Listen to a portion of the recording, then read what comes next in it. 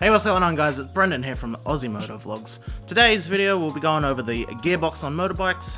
They're all the same, so let's jump into it. So all manual motorcycles use what's called a sequential gearbox. That means that you have to go through every single gear to change gears. The gear, the way it works is 1 at the bottom, about half a click up is neutral, then 2, 3, 4, 5, and 6. So let's just jump down to the bike and I'll show you how that works. So this is your gear lever. So to change gears, you'll be pulling it in your clutch and pressing it down on it for gear 1. About half a click up is neutral, and then a full click all the way through, over and over again to go up gears. Unlike cars, a motorbike, you cannot skip gears to go down. You have to go through every single gear.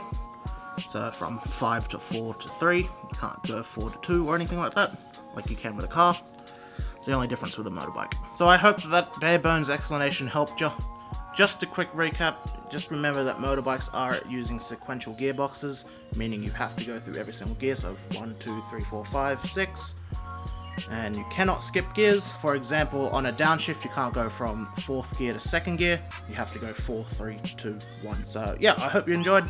Be sure to like, comment, subscribe, be sure to share it with your friends, and I'll see you soon with the next one. Take care for now. Bye bye.